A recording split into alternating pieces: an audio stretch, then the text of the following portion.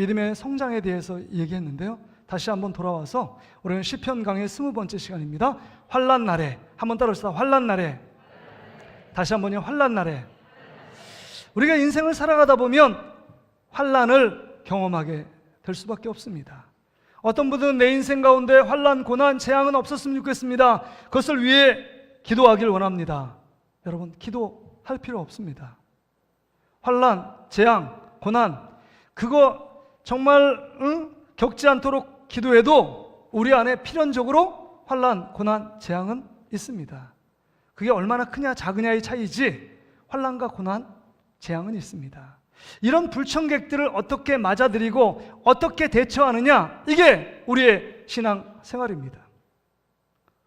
우리 햇빛 그렇잖아요. 우리 기후를 보면 햇빛 쨍쨍 칠 날도 있지만 뭐 일본처럼 산산 그 태풍이 와서 엄청난 피해를 주었던 것처럼 태풍 불 때도 있고 진눈깨비 올 때도 있고 비 오는 날도 있고 흐린 날도 있고 안개 끼는 날도 있고, 다 인생은 다양한 것입니다. 기쁜 날도 있으면 슬픈 날도 있고 고난의 날도 있게 되어지는 것입니다.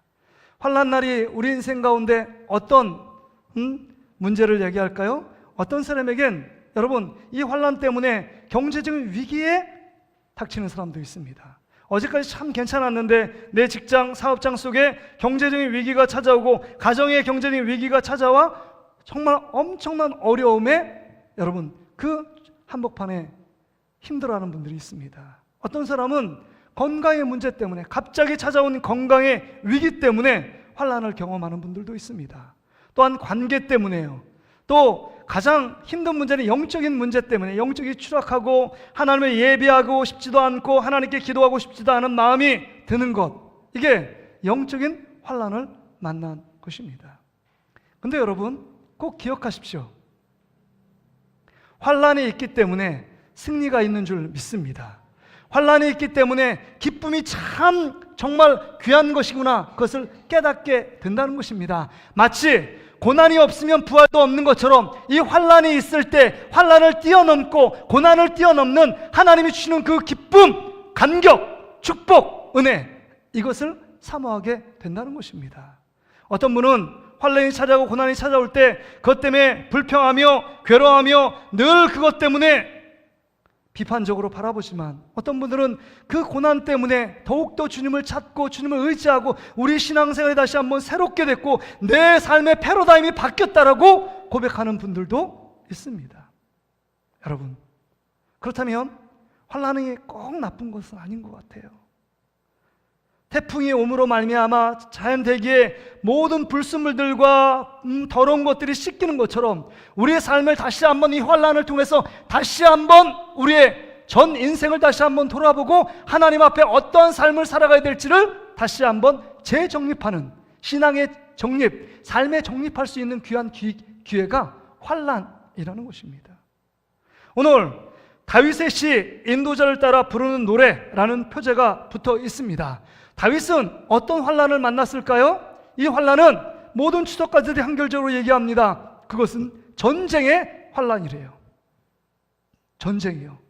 전쟁은요, 삶을 뒤집어 놓는 것 아닙니까? 전쟁이 일어나면 여러분 사회적인 관계가 패하게 됩니다. 경제적인 위험에 처합니다. 생명, 인적인 피해가 있습니다. 또한 여러분 환경적인 피해가 있습니다. 그 다음에 여러 가지 삶의 기반이 다 무너지는 것입니다.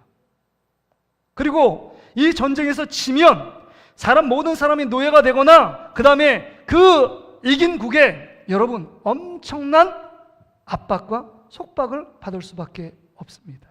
그러게 내가 그 적대국의 사람을 죽이지 않으면 내가 죽는 정말 위험천만한 일이 전쟁이라는 것입니다. 전쟁이요. 지금 우크라이나 러시아 전쟁, 이스라엘과 하마스, 헤즈볼라 전쟁이 일어나서 계속적으로 전쟁의 이야기를 듣고 있기 때문에 그 전쟁에 대해서 별로 무감각합니다. 전쟁 하나보다. 전쟁하면 몇 명 죽었겠지?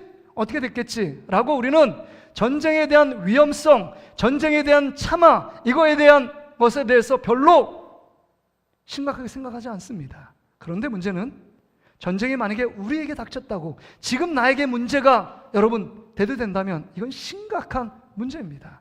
그럴 때 우리가 그것 때문에 멘붕에 빠집니다. 당황합니다. 그 다음에 그것 때문에 두려워하고 염려와 근심 가운데 극도의 스트레스에 빠질 수밖에 없습니다. 이런 상황 속에서 지금 이 다윗과 이스라엘 백성들이 뭐라고 지금 하고 있느냐? 여러분, 이 시의 부제는 여러분 다윗을 위해서 기도하는 백성들의 기도라는 부제가 붙어 있습니다. 이 다윗이 지금 전쟁에 출정합니다. 뒤에 있는 이스라엘 백성들이 다윗 왕을 위하여 기도하고 있는, 중보 기도하고 있는 내용이 오늘 본문의 내용들입니다.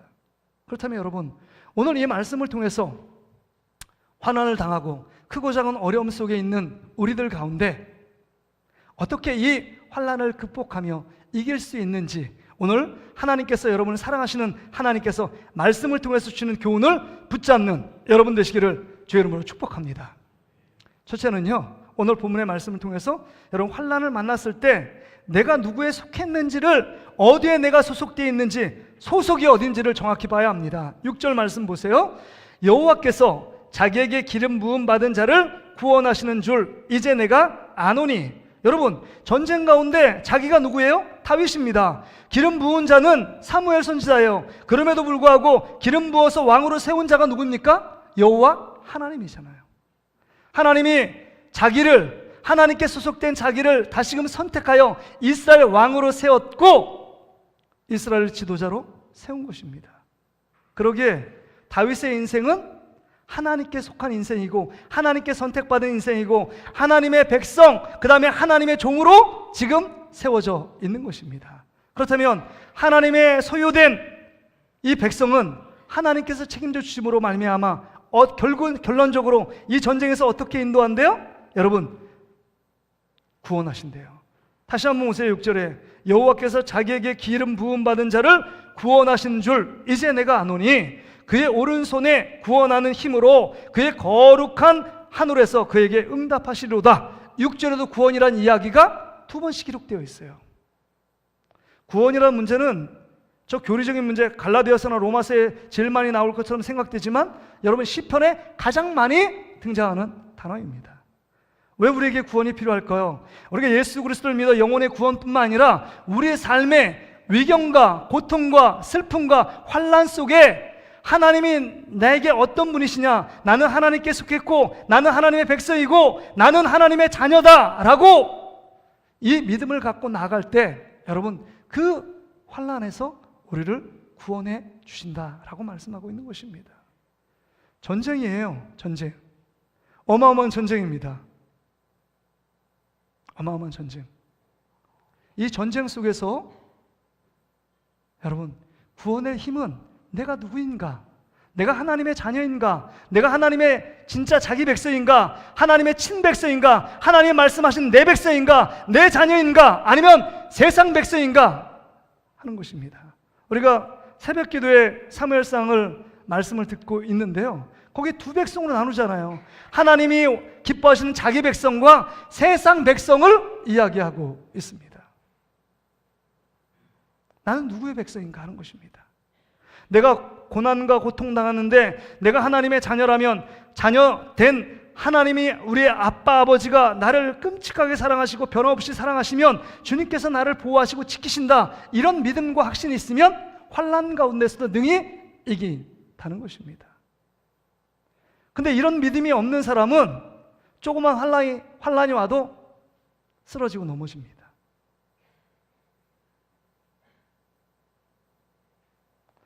여러분, 여러분의 자녀들이 여러 가지 어려움을 당하여 건강에 문제가 생깁니다. 그렇다면 여러분, 여러분의 부모들은 자기 자녀의 아픔과 고통을 그냥 방치하지 않잖아요. 함께 아파해 주길 원하고 함께 하길 원하고 어떻게 하면 그 고난과 어려움 속에서 해결점을 찾기 위하여 몸부림칩니다. 이게 부모된 자의 마땅한 자세잖아요. 왜요? 우리의 자녀이니까요. 만약에 여러분의 남의 자녀가 경제적 위기가 당해서 나한테 와서 1억 좀 달라, 10억 좀 달라 라고 말한다면 여러분 뭐라고 생각하겠습니까? 쟤 미친 애 아니야? 정신 도른 애 아니야? 이렇게 생각하고 별로 관심이 없습니다. 지나가는 개가 짖겠지 라고 생각하는, 그러나 우리의 자녀는 다르잖아요. 하나님 아버지와 하나님 자녀의 관계 속에 있는 자, 하나님의 보호하심 속에 있는 자, 하나님께 소속되어 있는 자, 하나님의 자녀 되기 위하여 예수님의 십자가에서 살을 찢고 피를 흘려 생명값을 지불하여 하나님의 자녀 삼으신 우리를 그냥 방치하며 내버려 두시겠느냐 하는 것입니다. 환난과 고난 속에 우리를 구원하신 그 하나님 아버지가 내 아빠 아버지라고 믿고 믿음 가운데 나아가면 그 전쟁은 해보나 마나 승리하는 전쟁이에요. 모든 이스라엘 전쟁은 거룩한 전쟁입니다. 왜요? 하나님을 앞세우는 전쟁이기 때문입니다. 하나님을 앞세우지 않을 때 실패와 패배가 있었습니다. 다윗은요, 하나님을 앞세웁니다. 하나님이 우리 아빠 아버지 되심을 믿고 나간 전쟁이었기 때문에 내 소속은 하나님이 기름 부어 세운 종이다. 나는 하나님의 백성이다. 나는 하나님의 자녀다. 나는 하나님의 것이다. 나는 하나님의 소유다. 라는 믿음을 갖고 나갈 때 환난을 이기게 된 것입니다. 여러분의 자녀가 왜 이쁘죠? 이쁜 짓을 하면 더 이쁘죠. 그러나 부모의 마음을 힘들게 해도 미우나 고우나 내 새끼입니다. 하나님은 더 하세요. 십자가의 피로 여러분을 사랑한다는 확증뿐만 아니라 그 십자가로 맺어진 그 피에 보혈의 능력을 갖고 한 가족으로 만들어 놓으셨기 때문입니다. 그래서 제가 정말 좋아하는 하나님 말씀 중에 이사야 43장 1절 말씀이 있잖아요. 한번 그 말씀 한번 읽어볼까요? 같이 한번 읽어봅시다. 이게 우리에게 주시는 우리의 말씀입니다. 같이 한번 읽어봅시다. 시작.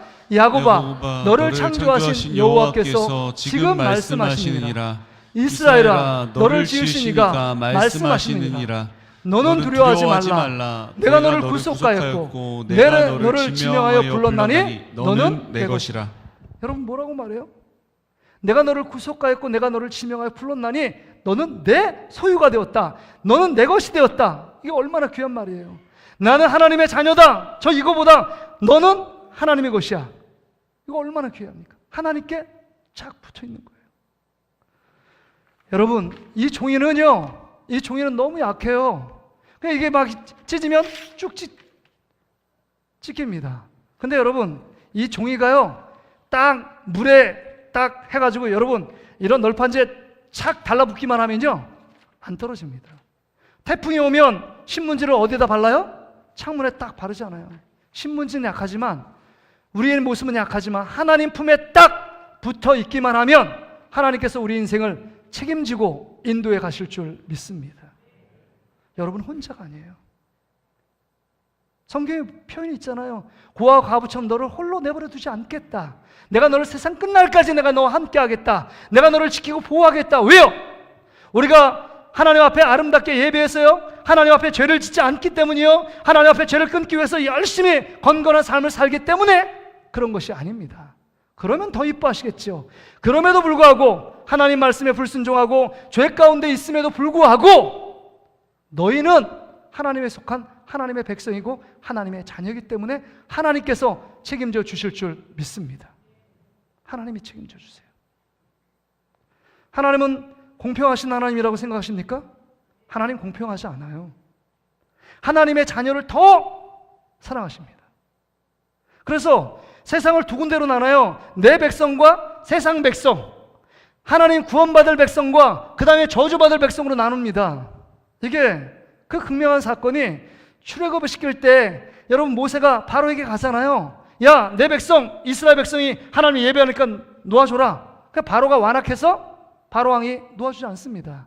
그러니까 모세를 통하여 10가지 재앙을 막 내리시잖아요. 내리는데 그 재앙을 내리는데 이스라엘 백성에게는 재앙이 임해요? 안 임해요? 안 임합니다. 애굽 땅에 그대로 살고 있는데 10가지 재앙이 하나도 임하지 않습니다. 거기에 세상 백성, 애굽, 바로 왕의 백성만 재앙이 임합니다. 여러분, 그래서 출애굽기 8장 21절 말씀에 이런 말씀이 나와요. 잘 보세요. 제가 읽어줄 테니까 화면을 잘 보세요. 내가 만일 내 백성을 보내지 아니하면, 이스라엘 백성은 내 백성이에요. 나의 백성이래요. 근데 내가 너와 내 신하와 내 백성은 누굽니까? 바로왕 너희의 백성, 세상 백성을 얘기하는 것입니다. 내 백성과 내 집들에 파리떼를 보내리니 애굽 사람이 집집에 파리떼가 가득할 것이며 그들이 사는 땅에도 그러하리라. 내가 재앙을 가득 내리겠다는 거예요. 너희 백성들에게 내리라는 것입니다. 내 백성 안 내리겠다는 거예요. 하나님의 특별한 보호하심과 하나님의 특별한 여러분 지키심에 복을 받는 자들은 누구냐? 하나님의 자녀들. 내가 어디에 속하냐? 하나님의 것인 하나님의 소속되어 있는 자녀들, 하나님의 백성은 하나님께서 지키고 보호하신다는 거예요. 이게 너무 중요합니다. 이런 믿음이 없으면 세상에 늘 아무리 많은 것을 가져도, 많은 것을 알고 있어도, 세상에 많은 능력과 스펙을 쌓아도 늘 두려움과 염려와 초조와 불안 가운데 살아갈 수밖에 없어요. 이런 믿음이 없으면요, 믿음이 우리의 불안을 이깁니다. 믿음이 두려움을 뛰어넘어요.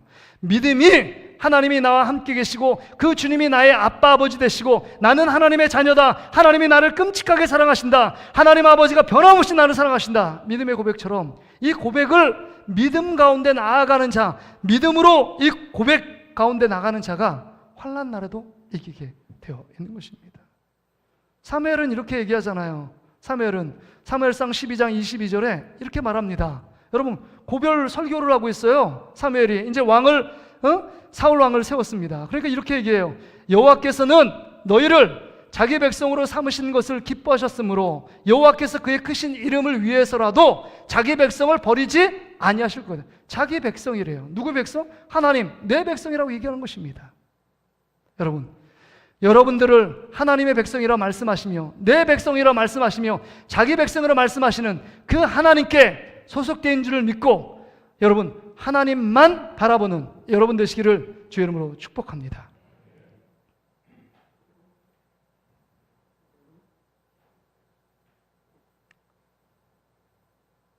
대통령은 자녀가 없어요. 대통령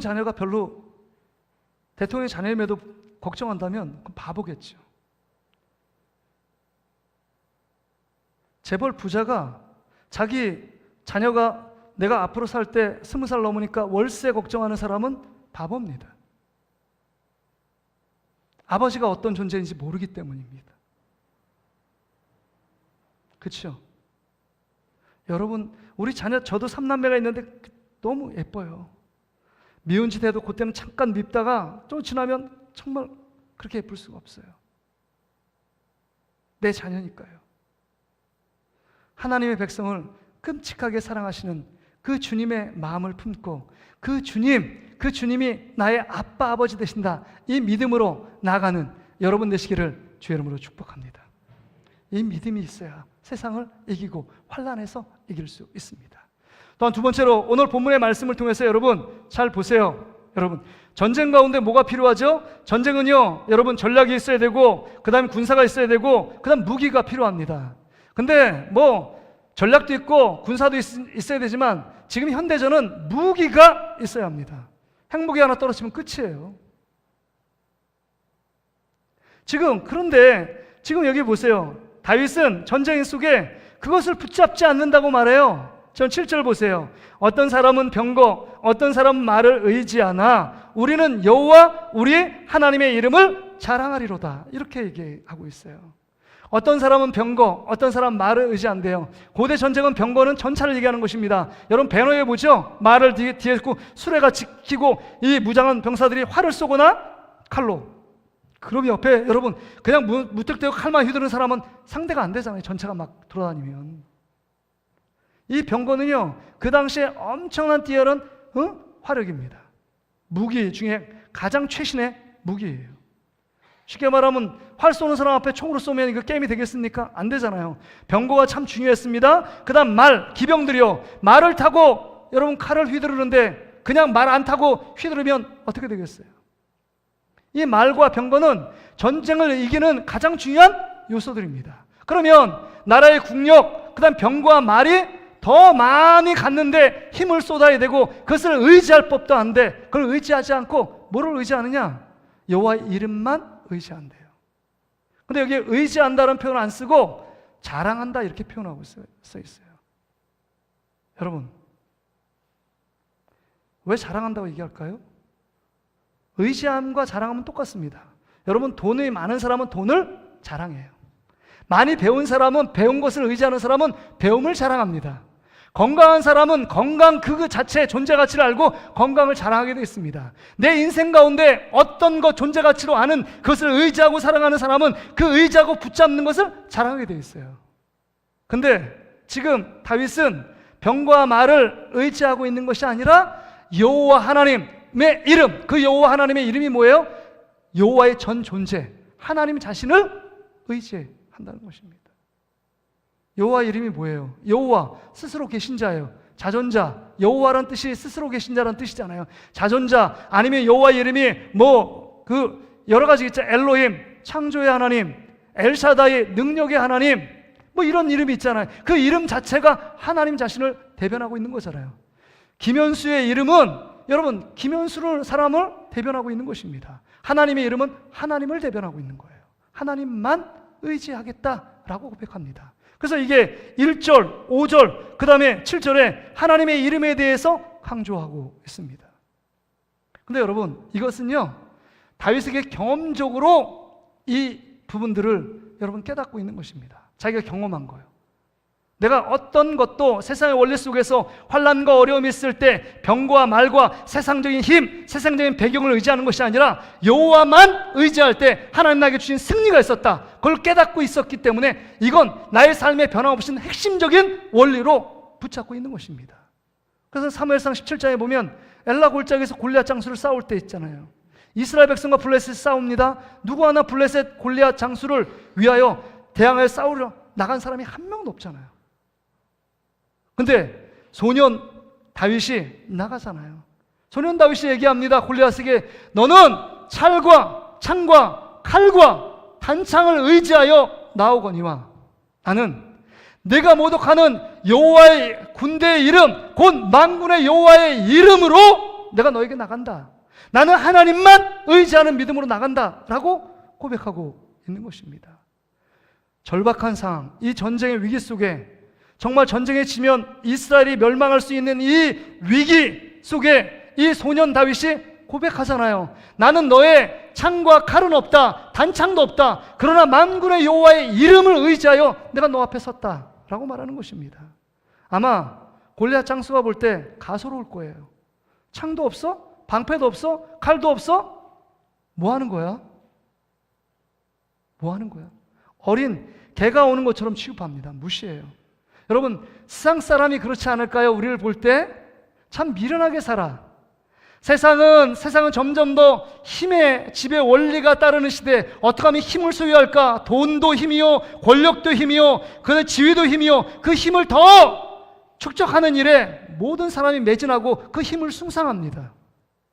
성공이라는 미명 아래서 그것을 성공을 붙잡기 위해 그 파랑새를 붙잡기 위해 열심히 다 달려갑니다. 근데 예수 믿는 사람은 바보 같아요. 그런 힘을 의지하는 것이 아니라 하나님을 의지하며 나간대요. 얼마나 어처구니 없습니까? 전쟁에 나가면 칼이 있고 총이 있고 대포가 있고 이거 해야 되는데 그렇지 않고 빈몸으로 나가는 거예요. 하나님이 앞서 하나님이 이기실 것을 바라보고 믿음 가운데 나가는 사람.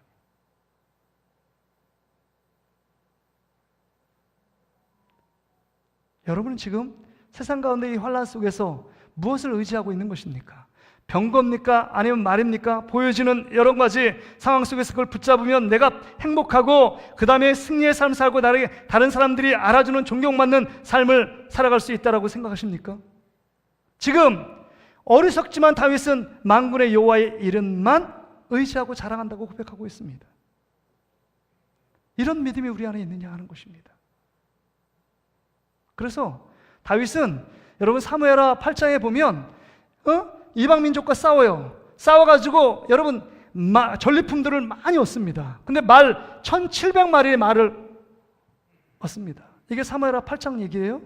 근데 이 미련하게 다윗 왕은 100필의 말만 딱 가져오고 1600필의 말에 발 뒤꿈치에 아킬레스건 여러분 알죠? 그걸 칼로 자릅니다.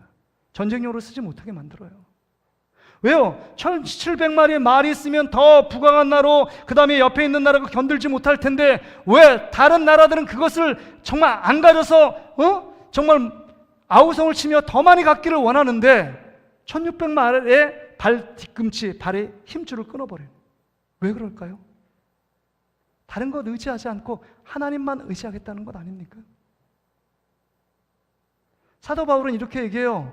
빌립보서에 보면 내가 정말 로마의 시민권이 있고 가말리엘 문화에서는 배운 게 많고 배경적인 일들이 내가 율법에 흠이 없는 자로 서 있지만 이 모든 것 하나님을 더 얻기 위하여 다 배설물로 여기고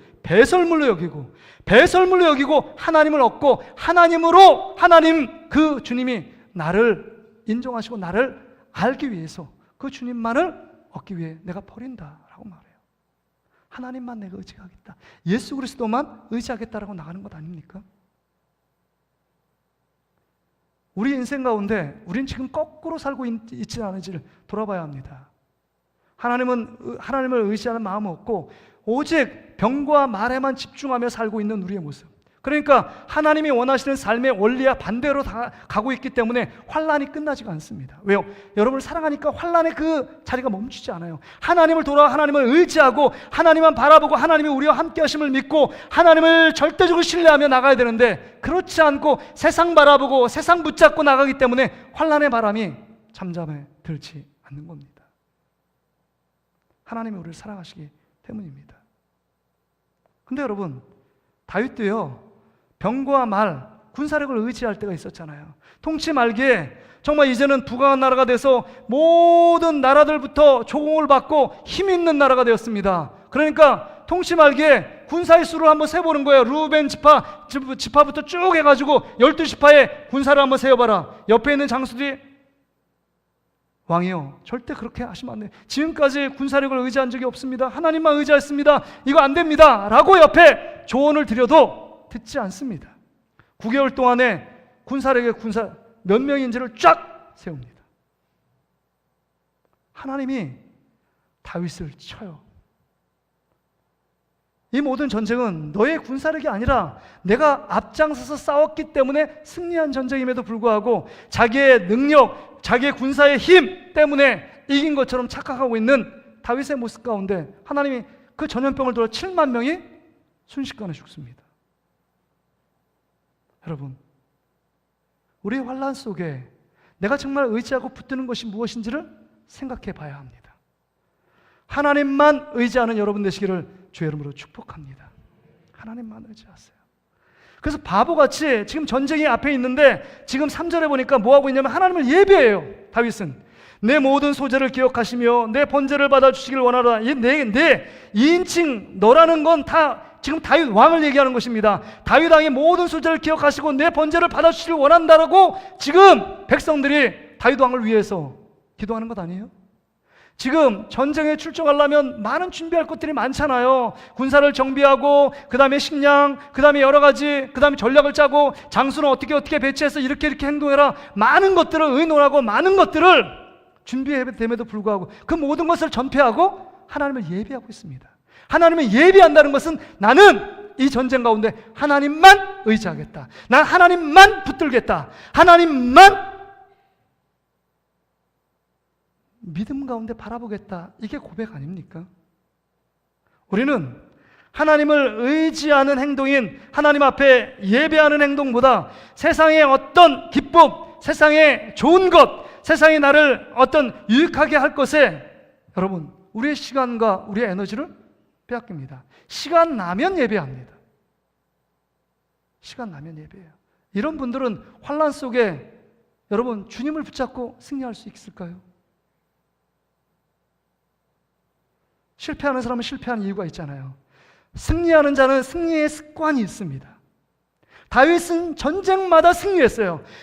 이기는 자의 습관은 어떤 어려움 속에서 흔들리지 않습니다. 평안해요. 하나님을 의지하며 하나님 앞에 기본에 충실합니다. 하나님을 의지하며 하나님을 예배하는데 나아갑니다. 공부하는 사람, 공부 잘하는 사람 특징이 있죠. 집중하잖아요. 하나님. 단순 무식하게 끝까지 하는 거예요. 알 때까지. 어떤 사람은 퐁당퐁당 요거에다가 저거에다가 요거 재미없으면 저거 하고 사회하다가 과학하고 과학하다 국어하고 국어하다 수학하다 집중이 안 돼요. 마음이 하나가 고정이 안 돼요. 지금 다윗은 하나님께 예배하고 있습니다. 전쟁통인데 바라기는 우리 사랑하는 성도들은 하나님만 여러분 바라보고 하나님만 의지하는 우리 성도들 되시기를 주의 이름으로 축복합니다. 마지막으로요, 여러분 오늘 20편에 보니까 이 환난 날에 여러분 보세요. 1절에 보세요. 환난 날에 여호와께서 내게 응답하신다는 얘기 나오죠. 5절에 보세요. 우리가 너의 승리로 말미암아 개가를 부르며 우리 하나님의 이름으로 우리 깃발을 세우리니 여호와께서는 내 모든 기도를 이루어 주시기를 원하노라. 여러분 응답에 대한 얘기가 6절에 나오잖아요. 그에게 응답하신다. 9절에도 보면 여호와여 왕을 구원하소서, 우리가 부를 때 우리에게 응답하소서. 응답이라는 얘기가 나오잖아요. 다 기도에 관련된 내용. 이루어 주리라, 그 다음 원하노라, 그 다음에 응답하리라, 이런 얘기 나오잖아요. 여러분 환난 날에는 하나님께 부르시는 거예요. 근데 여러분 저는 여기 보면서 참 이 중보기도의 위력이 참 대단하다 이런 생각을 갖습니다. 다윗은요 그렇게 믿음이 좋은 사람이요, 믿음에 걸출한 위인 중에 위인입니다. 그럼에도 불구하고 지금 이스라엘 백성이 다윗 한 사람을 위하여 집중적으로 기도하고 있어요. 다윗은 혼자 기도하고 하나님께 기도해도 하나님의 능히 함께 하셔서 그 모든 전쟁에 이기게 하실 텐데 굳이 이스라엘 백성 전체가 다윗을 위해서 기도할 필요가 있을까? 필요가 있습니다. 사도 바울도 똑같이요.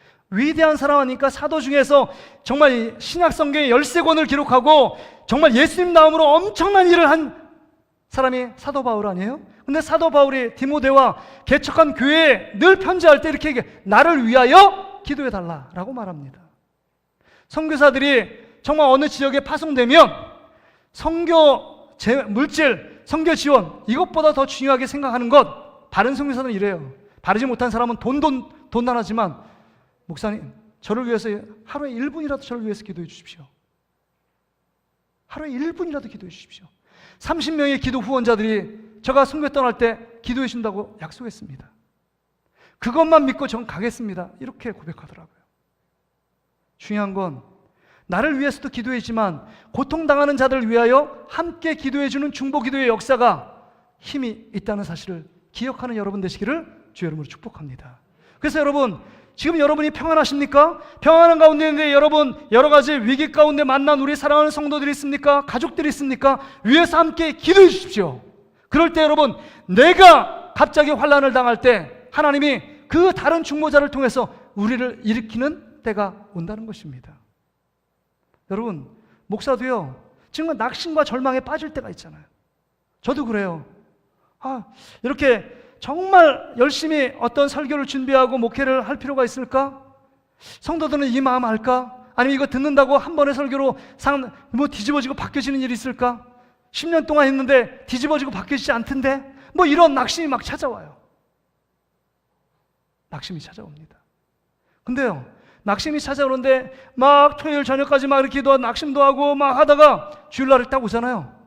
우리 주일날 중보하는 권사님들 있잖아요. 몇 분 안 돼도 늘 저를 위해서 예배를 위해서 기도하잖아요. 그분들의 기도, 여러분이 보이지 않는 곳에서 저를 위하여 기도하는 그 기도가 뭐하죠? 다시금 힘을 얻고 주의 전에 또 담대하게 쓰게 되는 역사를 봅니다. 그러면서 제가 깨달아요. 이건 내 힘이 아니라 누군가 나를 위해서 기도하는 힘 때문에 내가 지금 여기에 부족하고 연약하지만 서 있구나. 제가 깨닫습니다. 그래서 여러분 다른 성도들의 기도를 전혀 가볍게 생각하지 않습니다. 너무 귀한 거예요. 여러분 하루에 한 번이라도 목회자를 위해서 기도하는 여러분 되시기를 주의 이름으로 축복합니다. 여러분 우리 중직자, 위정자들을 위해서 대통령부터 장관 기도해야 될 책임이 우리 가운데 있잖아요. 그리고 지금 건강의 위기를 만난 분들, 경제적인 위기를 만난 분, 영적인 위기를 만난 분들 도처에서 신음하고 고통하며 눈물 짓는 그분들을 향하여 우리가 기도해 주는 것, 이것이 우리 공동체를 살리는 귀한 여러분 지름길입니다. 오늘 얘기하잖아요. 하나님께 기도하는 사람. 근데 여기 보니까 기도를 어떻게 해라 말씀했어요. 기도는 어디서 하라? 여러분 2절에 보세요. 성소에서 너를 도와주시고 시온산에서 너를 붙드신다. 여러분 시온산 거기에 있는 게 성소 아닙니까? 그러니까 시온산인 성소, 하나님의 전이 있는 곳에서 하나님께 기도하라. 여러분 성전이라는 의미는 하나님이 계신 곳이 성전이에요. 그러니까 여러분 많은 곳에서 하나님이 계신 곳, 그 모든 곳에서 하나님께 기도할 수 있습니다. 그럼에도 불구하고 공동체에서 하나님의 이름을 찬양하며 하나님의 이름을 부르며 하나님을 예배하는 이 예배당에 와서, 이 교회당에 와서 하나님께 함께 기도하라는 것입니다. 뿐만 아니라 여러분 기도의 내용은 간절하게 하나님께 기도하래요. 그래서 3절, 4절, 5절에 보면 서술어가 뭘로 끝나냐? 원하노라로 끝납니다. 3절에 보세요. 내 모든 소재를 기억하시며 내 번제를 받아주시길 원하노라. 기도에 간절한 열망이 있어요. 4절에 내 마음의 소원대로 허락하시고 내 모든 계획을 이루어 주시기를 원하노라. 여러분 5절 하반절에 보세요. 여호와께서 내 모든 기도를 이루어 주시기를 원하노라. 이게 간절함이 배우는 기도 아닙니까? 여러분 등산객의 두 종류가 있어요. 취미생활로 내 건강을 위해서 앞산, 뒷산 가는 사람의 마음 자세와 여러분 에베레스트를 정복하기 위해 전문 산악인의 마음은 틀린 것 아니에요? 갑자기 비가 온다. 에이 그럼 우산 야 오늘은 그냥 집어쳐. 집에 들어가 쉬지. 이게 취미생활로 등산하는 사람이에요. 마음이. 근데 전문 산악인이요. 비가 오나 눈이 오나 내가 할 일에 대해서 포기하지 않습니다. 계획대로 나가는 거예요. 주님의 마음을 품고 정말 하나님 앞에 간절한 마음으로 주님이 내 기도를 들으시는 그분이 하나님의 아빠 아버지 되시는 그분이 나와 함께 하시는 분이시다. 그 하나님께서 나의 기도를 들으신다. 그렇게 믿고 나아가는 자는요, 여러분 그 간절함의 차이가 틀린 것 아닙니까? 여러분 기도를 포기하지 않고 기도를 멈추는 여러분 되지 않기를 주의 이름으로 축복합니다. 하나님께서 기도로 나아가면 하나님께서 이 어려움의 문제를 해결해 주실 줄 믿습니다. 말씀을 정리합니다. 하나님은 환난 날에 나를 부르라고 말씀하십니다. 그러면 내가 너를 영화롭게 한다. 이게 시편 50편 15절 말씀 아닙니까? 또한 시편 115편에 보면 이렇게 고백하고 있어요. 115편 여러분 11절 같이 한번 읽어볼까요? 시작. 여호와를 경외하는 자들아 너희는 여호와를 의지하여라. 그는 너희의 도움이시요 너희의 방패시로다.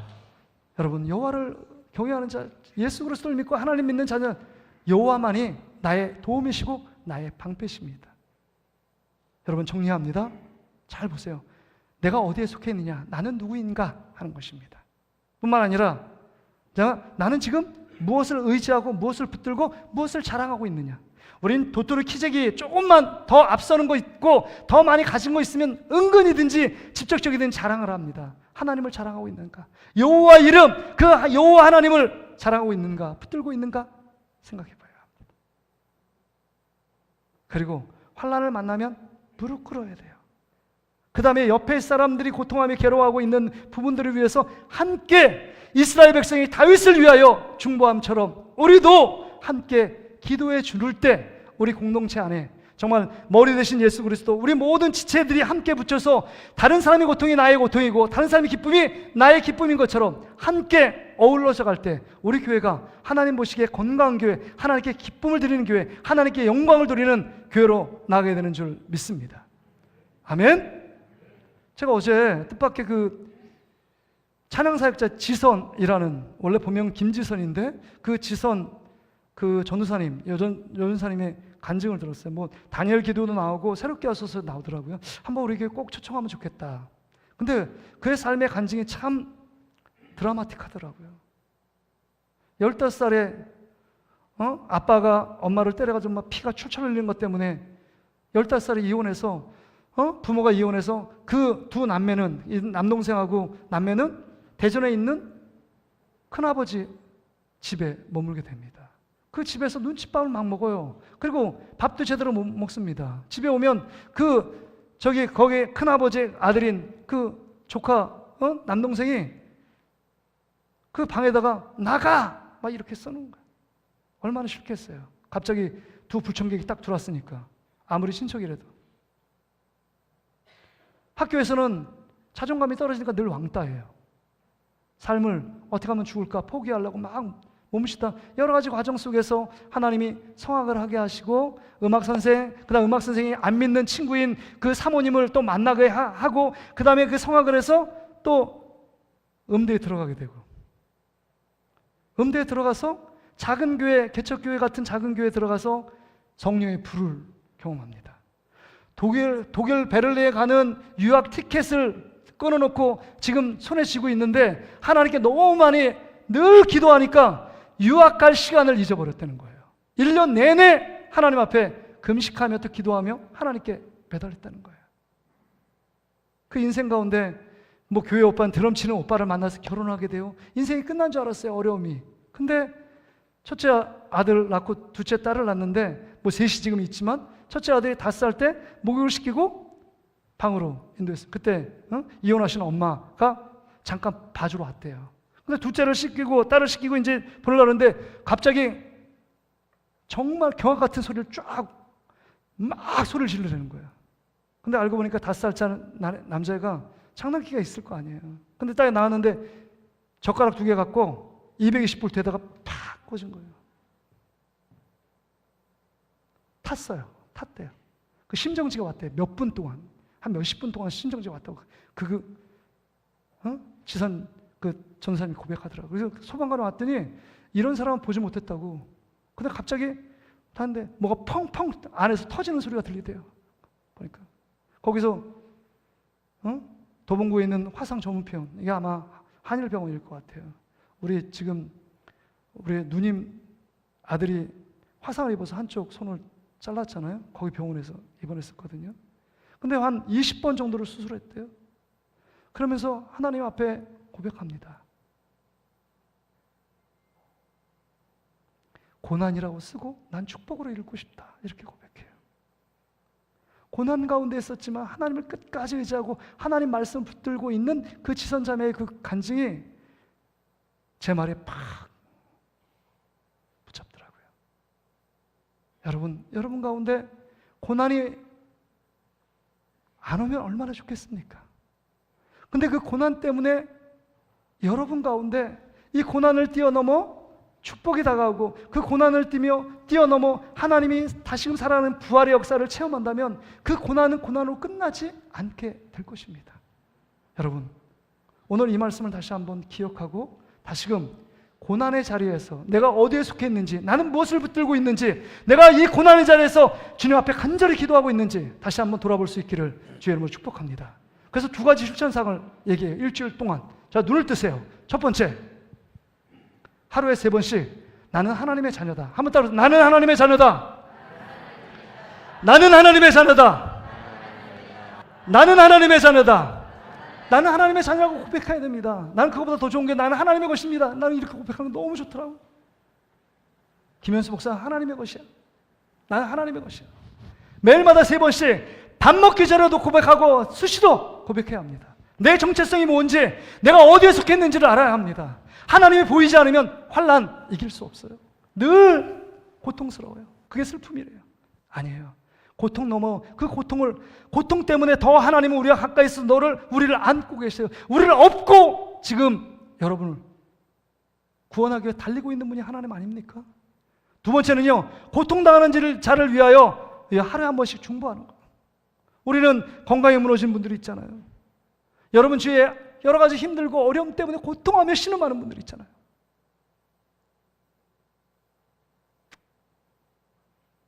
어제도 안상철 집사님 전화하니까 목사님 내가 너무 힘들다. 누워서 생활해요. 힘든 분이 있습니다. 고통하는 분들이 있어요. 그건 나의 것이 아니겠지? 아닙니다. 그분들의 아픔이 나의 아픔으로 느껴지지 않으면 내가 정말 내 안에 이 공동체, 주님의 몸된 교회, 주님을 사랑하고 있는가 우리 다시 한번 생각하고 정말 이 고난, 어려움을 여러분 함께 극복해내고 힘을 얻고 손을 잡아주는 우리 성도들 되시기를 주의 이름으로 축복합니다.